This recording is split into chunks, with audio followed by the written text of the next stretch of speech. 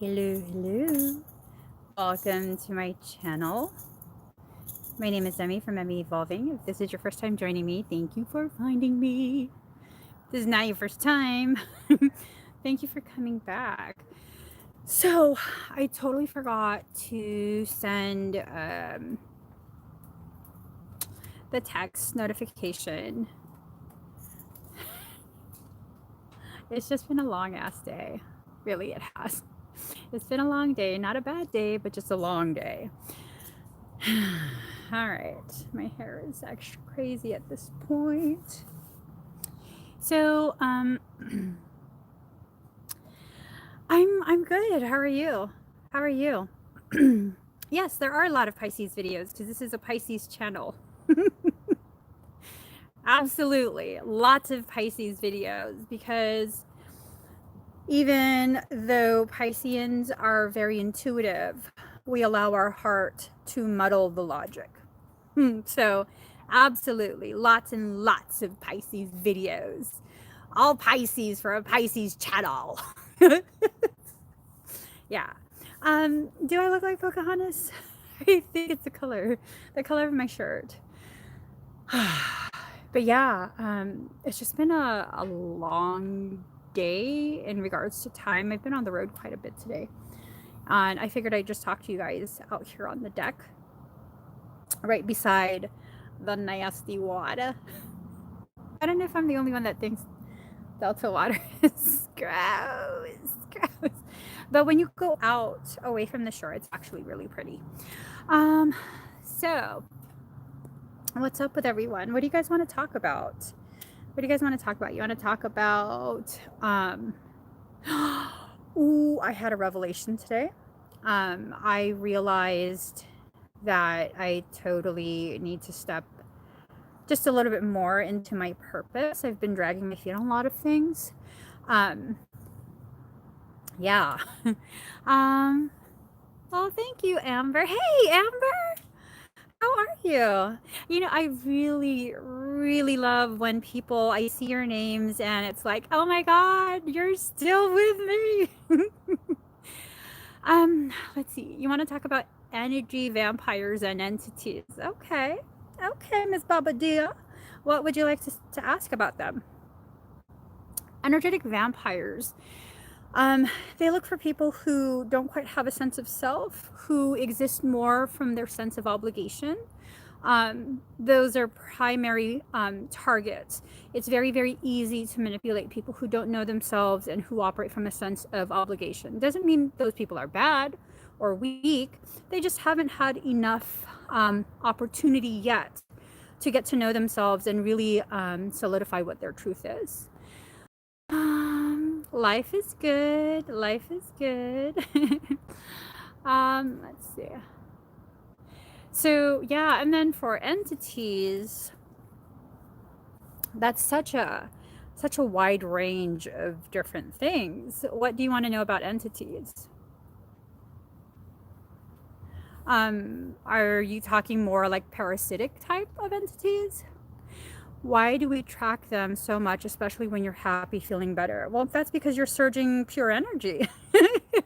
They wouldn't want to feed off of diseased energy, so they would feed off of you when you're surging, when you're having a really good go at life.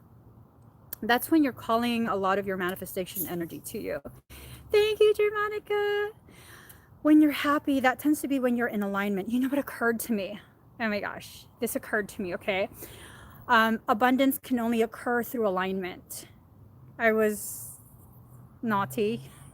I went and played slot machines for a little bit, maybe like 30 minutes, and then it dawned on me.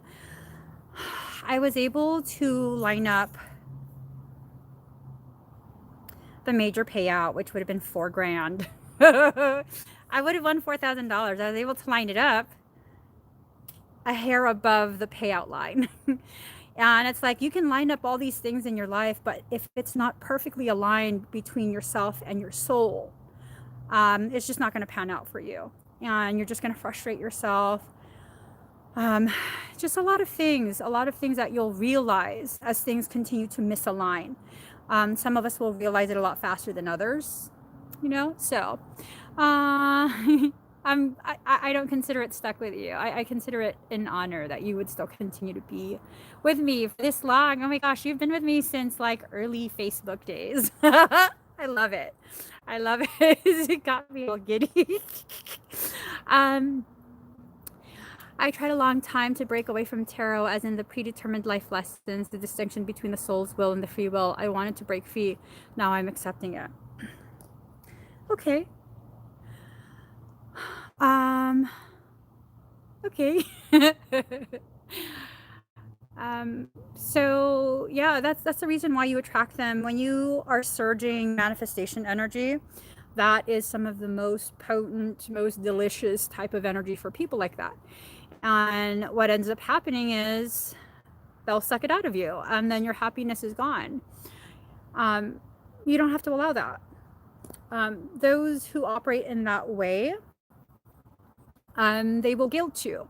So if you don't know who you are, if you don't know your sense of self yet, if you haven't developed that, if you haven't given yourself permission to stop existing in an obligation state, where even though it's not in alignment with you, even though it doesn't feel right, it doesn't honor you, your purpose, you feel less dignified, you'll do it because you're obligated to. And that's, you shouldn't allow that. It's a process to get to a point where you no longer live in a state of obligation. Chances are your environment will continue to try and guilt you into staying that way. But at some point, you have to choose yourself and your growth. It's not necessarily a selfish thing to choose your growth over obligation. Let's see. Can mental illness draw parasites like depression or PTSD? So I have some theories on parasitic connection to mental health struggles. It's possible for those conditions to attract parasitic beings. My theory emphasizes more the fact that their presence is what triggers those episodes of mental health struggles. A lot of people don't understand that parasitic things have highly developed mimicry skills. So this is a skill of survival. It's time for us to take away this like concept of good and evil, because it doesn't really serve you. That good and evil logic doesn't serve you. Everything was created, and everything that was created serves a purpose. So what ends up happening is, what we choose not to learn in the light, our soul will allow darker things to help us learn as tutors in the shadow and dark. So mental illness, mental struggles, it's not necessarily punishment, okay? Those types of struggles will help you experience certain types of circumstance that can further ripen your understanding of yourself, your function in this world. I mean, I'm someone who has suffered long-term from depression. I think I've been depressed my whole life, but I'm functional. And the only reason I'm functional is because I've been really working on trying to understand why I go through these cycles. Oftentimes I look at my history as a human being, I look at that and I recognize those times where depression was triggered, where I struggled with processing my struggles with mental health. It had a lot to do with mimicry, parasitic use of mimicry, where my own voice was used, it was mimicked, the way I speak, my vernacular, all of that was mimicked to cause me to believe that these were my thoughts, and they weren't. They weren't. I look back now, those were not my thoughts. Hell no. I don't think like that. And if you don't know these things, then you end up thinking they are your thoughts, and you question your sanity. You know, I can't really comment too much on the technicalities of mental health because I'm not a licensed therapist, psychologist, psychiatrist, any of that. I'm starting to rethink being out on the water. I can hear a lot of things. Let's see. How do you get away from an energy vampire? How do you stop the connection? You stop their access. You cut their access, they can't feed. That means no more phone calls. That means no more trying to explain. That means no more listening, no more social media access, none of that. You have to cut all their access to you. It has to be cut and dry. It has to. let's see. Oftentimes I feel like I'm bipolar because of being sensitive to others' energy or mood. So here's the thing. I've had a lot of interest in life. I mean, honestly, if professional student could be a occupation, I think I would have picked that. One of the struggles I had in college was that I couldn't stick to one major. I wanted to major in everything. I did dive into some psychology stuff, and where I'm at in life at this point, having all of my struggles and lessons and all of that, I'm recognizing that the field of psychology in general terms, causes people who are actually empaths, who are developing shamans, it causes them to believe that their spiritual journey is, that you have to find some sort of pathology in that there is pathology in a spiritual process. You guys know what pathology means? It's the study of disease. That your spiritual process is a diseased machination. It's not always. Again, I'm not a licensed anything. So I'm just kind of blurting out words. I personally feel like true mental illness is actually quite rare. I feel like many of us are going through this process of awakening, and it's causing such cognitive dissonance, triggered by our own organic process, our own revelation of the truth of ourselves. It's causing us to feel like we're crazy. I went through a period where I thought I was crazy, and I was very, very lucky to have been paired up with a therapist who was fucking amazing. She only saw me once. Yeah, she saw me once. And another doctor who I had seen before her convinced me that I was bipolar. I'm not bipolar. I'm fucking an empath. I'm an empath. I was picking up on the person that I was living with at the time, who is bipolar. And because I didn't know what empathy was, what being an empath is, I thought it was my problem. I thought it was my struggle. I took ownership of that. And so I went and sought mental health help. And they medicated me heavily. Fucking heavily. I'm talking about they maxed out all the dosages for what they call a cocktail. Antidepressant, antipsychotic, and anti-something. It was a mix of three, and then they put me on more medication to counteract all the unwanted side effects of the medications they had me on. So, yeah, fucking they were... Medication doesn't work on me the way it works on other people. Like, I was really tiny at the time, and the doctor was like, I'm not quite sure why it's not sedating you. They put me on sedatives too. I was like, I don't know why. But that's the thing. Science, as we know it right now, doesn't take into account the processes that we go through as souls. So, it's just something you have to kind of go through it and figure out, will this help me? Will this not? I know someone's going to probably ask, my personal belief on psychiatric medications, it can serve a purpose. It can. It doesn't always. If you're going to take it, again, I'm not a doctor, so I'm not giving medical advice. I'm just sharing my thoughts. If you need a little bit of break, or you need a little bit of the edge of that struggle to be dulled, medication can do that. But it's not going to solve it. Whatever mental process created those symptoms are an expression of something going on within yourself. If you don't address what that root causation is, it's going to be there once you get off the medication. So I don't believe medication can solve that. I believe it can help if you have the proper expectations from that medication.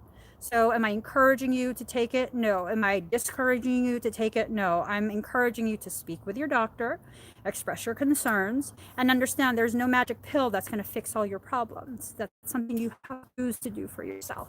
Okay. Um, I had a father from the church tell me not to see a therapist. Are you an adult now? Because after a certain age, the things your parents tell you are no longer applicable. They can no longer govern your life unless you give them the authority to. And as an adult, that's when you are supposed to govern yourself, you know? So, what about childhood and adult abuse? What about childhood and adult abuse? Like, what do you have a specific thing that you want me to share my thoughts on regarding that?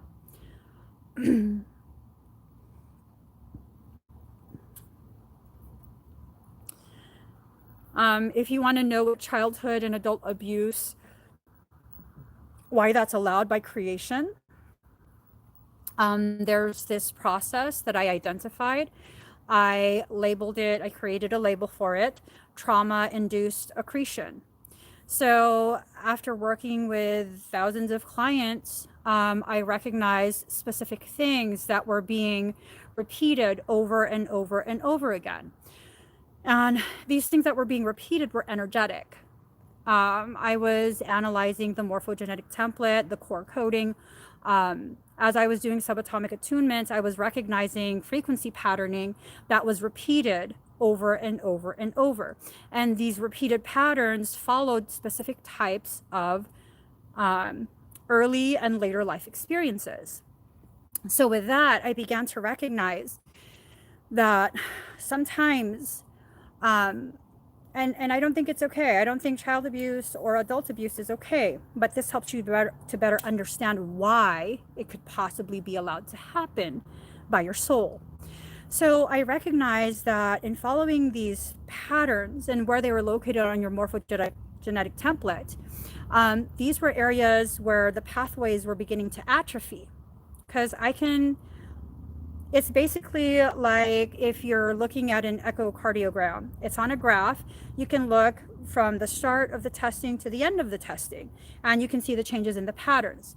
So I can do that with your morphogenetic template. I can see the changes in patterns. I can see generalized times of when abuse could have occurred, the types of abuse, things like that, and it helps me to identify certain areas to look at. So when children experience child abuse, whatever types, usually this will be to surge energy. Anytime you face a threat, whether you're cognitive of the threat or not, specific processes begin to happen. So you have a physiological body and then you have an etheric body. They mirror each other. When you detect a threat, the physiological response is triggering of the parasympathetic system. This is what the fight or flight process is. You're now surging adrenaline. You can either run or you can fight, whatever you need to do to survive. Etherically speaking, you begin to surge energy. And when you surge energy, it just floods the pathways. It's the same thing as if you took nitroglycerin, what they give heart patients. It dilates everything and the blood's able to flow. That helps to protect your heart from a heart attack, because usually when there's a heart attack, there's some sort of coronary blockage and it's preventing flow of blood and oxygen, killing the heart. Okay, it's damaging the heart muscles. So it's basically like that. It's energetic spiritual adrenaline.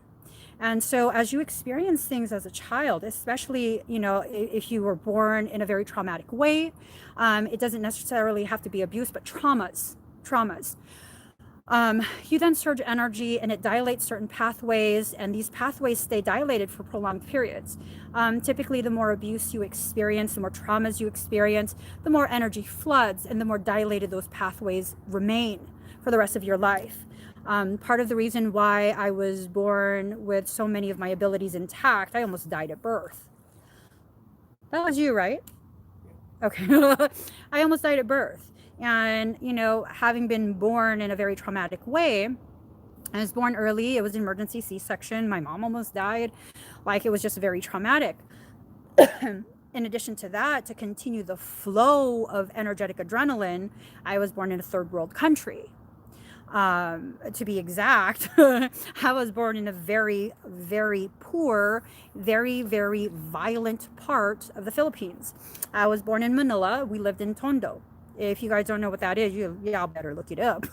It's like where they film all those commercials to get you to donate for children. That's where they film it.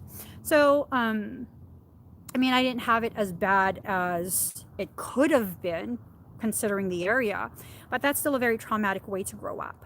Okay. So all of these things contributed to the flooding, the consistent flooding of energy through my entire morphogenetic template. This is part of the reason why I'm so highly developed in so many different things. And why do I have to be highly developed? Because of the purpose I'm going to serve.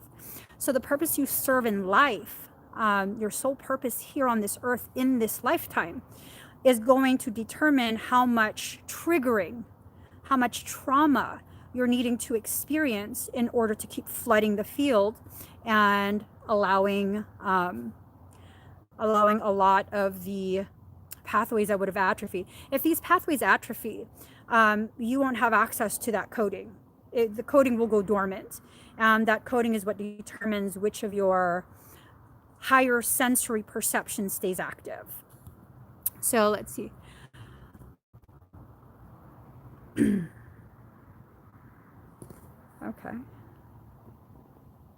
Let's see.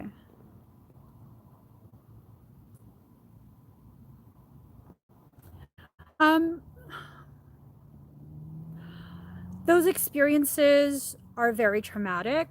Although I understand what that type of trauma can do for your development in regards to flooding your field with high frequency, I definitely don't agree with it. You want to know if those experiences will draw negative things. Your ability to process or your choice not to process is what would draw negative things. Now, obviously, none of us would choose to intentionally call negative things to us. But when we experience traumas like that and we don't process it and it creates blockages, those blockages can oftentimes facilitate parasitic feeding. Okay. And when they trigger you, when you don't process those traumas, and these parasitic things are able to trigger you, you'll again surge energy, and because the blockages are present, the energy will pool. And when their energy pools, they can more easily feed. So that's what would draw them, the facilitating of the feeding. But the events themselves, I'm sure parasitic things were involved with those really life-altering, very, very traumatic events. But I don't think those would be the reason that things would continue to be drawn to you. Okay. Let's see.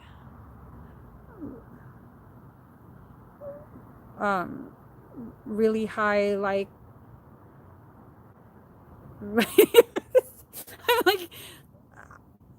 like kefir high, or I don't know. I don't know.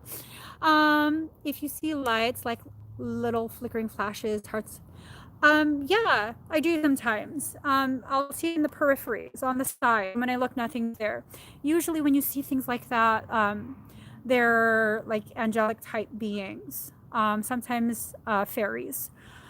If you see shadows, those tend to be more parasitic type things. Let's see.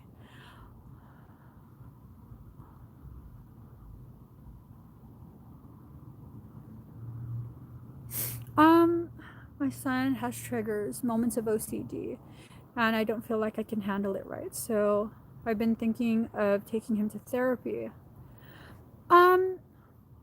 Well, children. So okay. First off, again, I'm not a child specialist or anything like that. These are all, everything I say in this live stream is nothing but my opinion, just to help you to kind of question things a little bit more and maybe formulate some questions for your doctor. Okay. So divine spirit consciousness, children are very, very sensitive to their parents, to all your struggles, no matter how well you think you're going to hide it from your child, I'm not speaking in general terms, the children feel it, especially if they're highly gifted. I think your son is highly gifted. The OCD, because I used to struggle through OCD type symptoms, the OCD has to do with an internal feeling of lack of control, lack of organization. It's a very chaotic feeling. You should definitely look at the work by Does a cheetah have stripes? I wonder if your child is highly gifted. I'm not just talking about the GATE program. I'm talking about a specific type of mental function where he's easily excitable. And you can look up work from Dr. Dabrowski.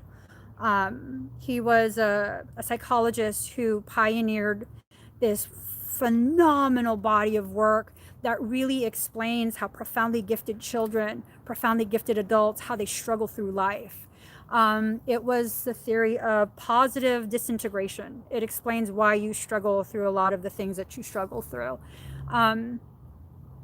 It's important for you to know and really take in, because you're kind of getting to that conclusion. The issue is not him. I'm not saying you're to blame. I'm saying he's pulling in what you struggle through, and he does not have the life experience to really like rationalize this isn't mine. So the most powerful thing you can do as a parent is to not just get him therapy or find an advocacy group or whatever it is. The most important thing you can do in addition to that is learn how to parent for him, because all children are different. All of them are so different, even within the same family. Even twins are different from each other. So you would have to learn how to parent him so that you don't take it personal. It's so easy for a parent to take it personally. It doesn't mean you're a bad parent. It means you're human, but it's so easy for parents to get frustrated and take it personally. And it doesn't serve you. You know what I mean? I know you want the best for your child, especially if you're commenting that. So, look into Dabrowski, overexcitabilities. That's a portion of his work on positive disintegration. Also, Google up the search term, does a cheetah have stripes, or does a cheetah have spots? Something like that. It's about highly gifted children, because all my children are profoundly gifted. That's like a category of giftedness that creates so much handicap. People are often like, oh my God, your kids are so smart. It is the same struggle, same intensity of struggle as parenting a child with a learning deficit or a physical handicap. But people don't understand that because the child is so smart. It's very hard. It's very, very hard. It's one of the most challenging things that you will experience. Could you imagine? These are the kind of children, you can't just tell them because they told you so. Because they'll come back with, well, what about the laws of sovereignty? I'm like, these are the type of children where for a short period, I think like a year or less, I tried listening to other people's parenting advice of like, oh, just carry a spoon, a wooden fucking shit, dude. That still hurts my heart. Where you carry a wooden spoon with you, you smack them in the hand, and there's so many nerve endings in the hand.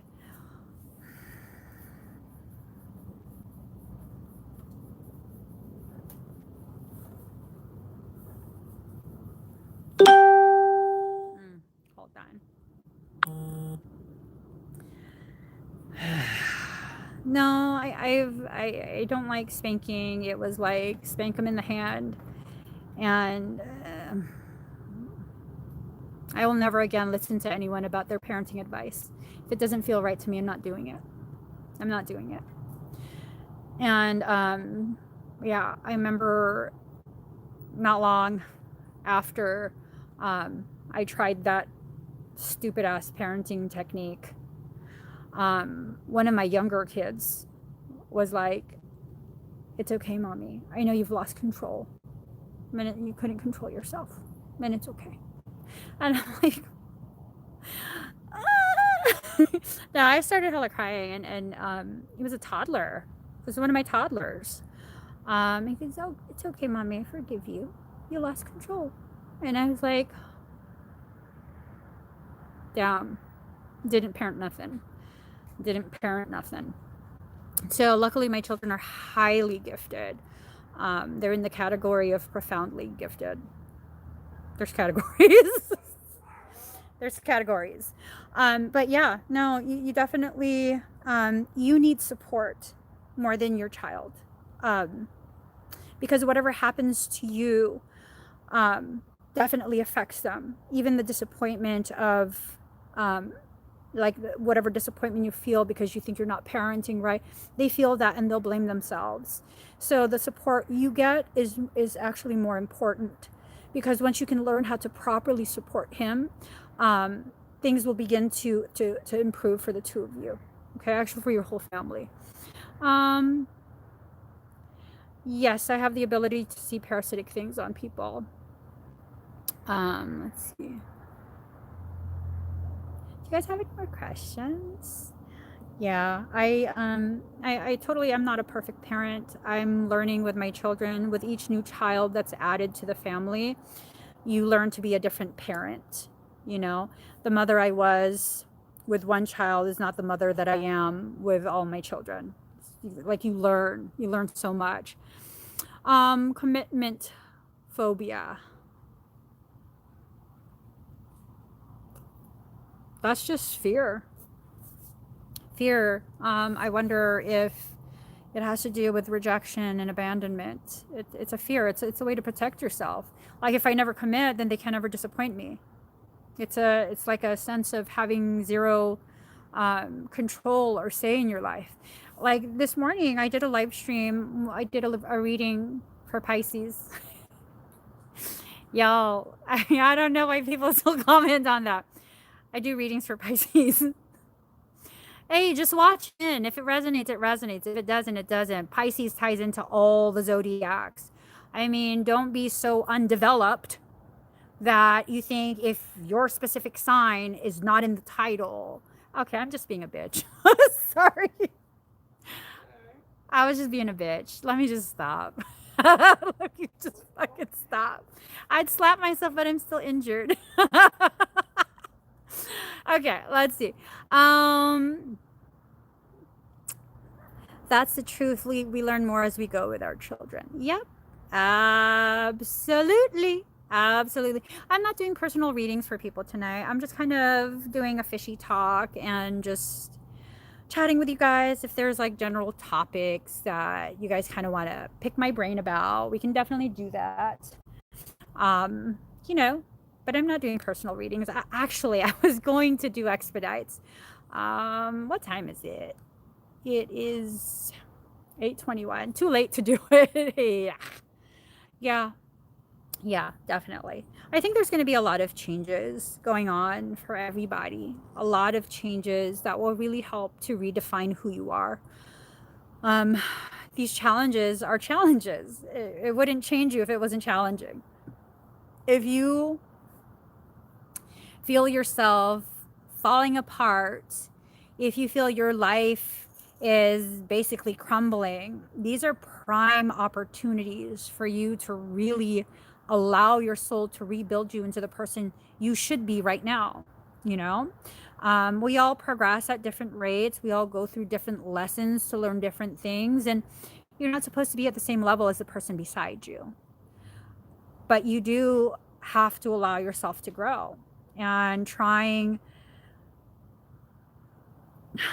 the ego is dying. I don't think the ego ever dies. I think the ego learns its place, but it's never meant to die. My ego exists for a reason. I honor its purpose in my life. My ego works opposite from what the typical ego will do. When my ego flares, it shrinks me. It makes me feel small. It makes me feel insignificant. And that's necessary. That shouldn't be taken away from me. That shouldn't be killed. It shouldn't be shamed. That's a very necessary part of my growth. Because without that, you're giving Gandalf the ring. I love that fucking analogy. You're giving Gandalf the ring. I'm not Gandalf. Ego flare right there. No, but really, you can't have the type of abilities and think you're the shit because that's gonna really fuck shit up. I mean, really. It's true. It's true. And so now you know I will never hurt anybody because the moment I start thinking about that, the ego flares. And then I'm like, no, I shouldn't. That's not nice. That's so not nice. They shouldn't do that. It's fine. My brother's doing really good. I went and saw him for a few minutes. I dropped off some contraband. I brought him some low sodium snacks. He should be getting out tomorrow, I think. Don't quote me, but he's still in the hospital. Lots of people have been noticing strange dreams and psychic dreams. I don't know if you meant that to be creepy. I'm sorry. Don't mind me. So yeah, we're approaching All Hallows Eve, Halloween, and okay, yeah, that was me about to talk some shit. Y'all people be like really ragging on witches and stuff, yet you celebrate Halloween. Kindly, fuck out of here with that shit. Not you, Kim. I'm just okay. I'll stop talking shit. So yeah, the veil is thinning. So many cultures know that on All Hallows Eve, the night before All Saints Day, the veil is at its thinnest. And so a lot more messages will come through, a lot more precognitive ability will be recognized. A lot of us are precogs. I know I'm not the only precog. A lot of us are precogs. Oh, that's not love, boo-boo. I've seen love destroy people, make them suicidal, ridiculous codependency issues. I don't want to be susceptible to this. I think I'm strong enough not to, but we never know till we're in that situation. That's not love. The truth of love will empower you even with the departure. The truth of love empowers. It always empowers. And the only time love will break something, the only time love destroys is when that thing that's being destroyed has outgrown its purpose, outgrown its use, expired, invalidated. That's the only time. You don't intentionally hurt someone because you love them. Sometimes the truth will hurt their ego because they don't want to hear the truth. But that's not intentional. I'm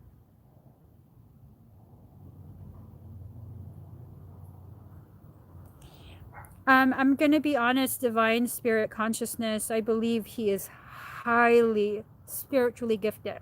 I just I believe he's going to have a lot of struggles just because he's so sensitive. If you can't normalize it for him, the world will tear him apart. But that will make him stronger in the end. But just be ready for that. If you're not able, and some parents aren't, okay? Some parents aren't. There's no such thing as a perfect parent. You were chosen to be his mom for whatever you can provide him in regards to experience. So for all of us who are angry with our parents, we pick them. We pick them because they can help us experience things in such a way that helps us to become more authentically us. Oh, my parent made me angry. Well, then maybe you're an angry person. Learn how to use that anger in a positive way, in a way that can help build, encourage, inspire, empower. Anger is not bad. Unrecognized anger, unacknowledged anger, anger allowed to like take over, those things are harmful. Anger just being anger is not. Anger that's focused, anger that you could put into achieving something, that's not harmful, you know? So it's really in how you see things. This whole like we just always have to be positive, always love and light, always high vibes, positive vibes only. You're crippling yourself more than you're helping. I gotta tell you guys that you're crippling yourself more than you're helping to grow yourself. But that's a choice you make. I absolutely respect that. Me personally, I experience everything. I experience every feeling. I could be angry, I could be happy, I could be sad, I could be feeling fulfilled, whatever it is, I'm gonna feel it. I'm gonna feel it. And you guys have seen me go through all sorts of different emotions in one live stream.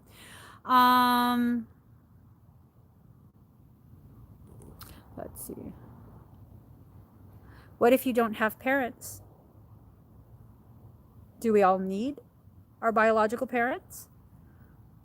Because from the sounds of it, the fact that some of us don't have our biological parents tells me that we don't always need that. It's hard for the human mind to wrap around that because we're so programmed. Okay, so here's the thing. Our consciousness is being systematically attacked for so many generations at this point. We're programmed to believe that if there's no biological mother and biological father in the family, you're somehow broken, you come from a broken home, all of these things, right? But here's the thing, with the way pop culture is going, the way all sorts of music genres are going, the way society is being programmed, you know, in the whole like side chick, and there's no more loyalty, there's no more fidelity, there's no more honoring commitment. We live in a throwaway world. So we're being programmed to believe that you're broken and useless without this specific thing, but then we're being encouraged to do the exact opposite of that. So how does that work? It doesn't. It doesn't. That's why society is the way it is at this point. We want people to commit to us in a way that we're not willing to commit to ourselves. How does that work? It doesn't. That's why society is the way it is nowadays. And these children, they learn this and they amplify it. They learn through witnessing you live your life, and then they amplify it. Why is my husband such a good husband? Because his father is such a good example. Why can my husband cater to me and not feel emasculated? Because his father taught him that manhood is not always about being hard and harsh and like, you know, all of that. He's a well-balanced man. He can drive me fucking mad. But it's a real relationship. It's not some fake shit where it's like, if I'm not happy, it's not working. You know? We have a very real connection. And that real connection is because he has learned to be patient. And he learned that from his dad.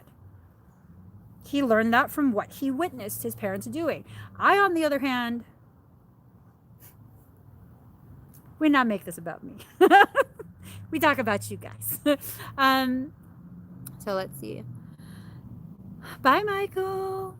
But yeah, it's just a lot of things that society, culture programs us to believe and subscribe to.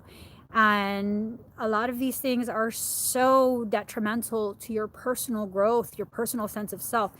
Take me for example. Okay, I come from a culture, a religion, and a people who everything that I do to empower you guys, that is not allowed. That is not allowed. No, no, no. Don't you ever tell anyone about this. Do not embarrass the family. Do not embarrass yourself. You are a representative of our family. Everyone's going to think badly of us, you know? That's kind of like how the culture functions. And but yeah, fuck that shit.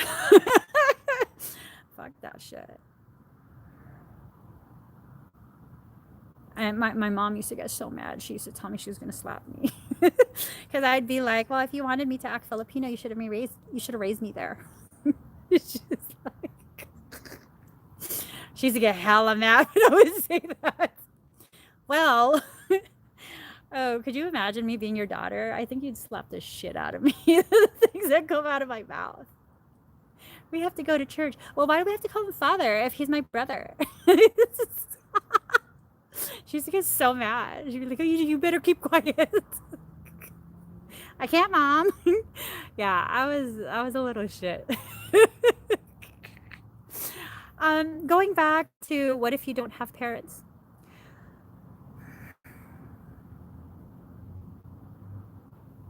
All I can say about that, my personal thoughts at this point, what I would say about that, don't let society convince you that you're cheated and can't be a whole person and can't be successful if you don't have what society pre-programmed your family to have. And if I'm talking about people who, you know, were given up for adoption and things like that, like I've come across so many people who have such deep trauma as adults because they were given up for adoption.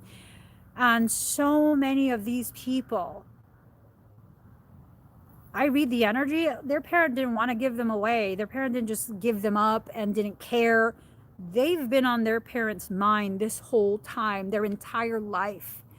Their parent has been thinking of them, worrying, feeling guilty. And we don't know this because we're programmed to think, well, you're adopted. You weren't wanted. You know, at my age, if I was given up for adoption, I was born at a time where single parents, whether it's rape, whether it's a relationship, it really doesn't matter, okay? You're giving that baby up. You're not embarrassing our family, you're giving that baby up. And so we don't take that into consideration. A lot of people experience this. And we get into this whole debate of like pro-life, pro-choice. I mean, I don't know. But for those who are pro-life, who raises a child? Have you thought about the ramifications of that? I mean, I'm not exactly supportive of abortion for myself personally, because that's all I can really control and have a say in. But I'm also not really supportive of you trying to tell someone what to do. So I don't really know where I stand with that. But you need to, before you start making these statements, you really need to befriend on a very deep level someone who was given away at birth. You know, you really have to understand the ramifications of that. Oh, well, you know, you can put the baby up for adoption. Do you know the trauma that happens when you tear away a newborn from their mother? They know what their mother smells like. They know what their mother's heartbeat sounds like. They know their mother's voice.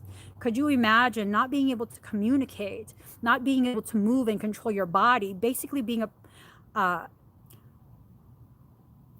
paraplegic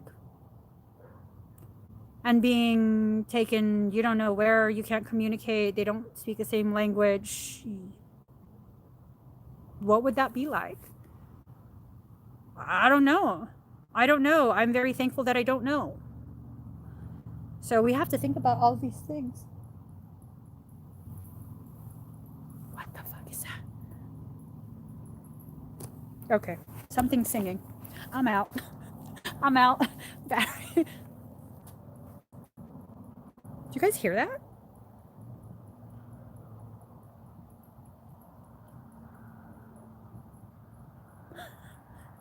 Fuck that. Did you guys hear that? It's like, I don't know, it's all around. It's just,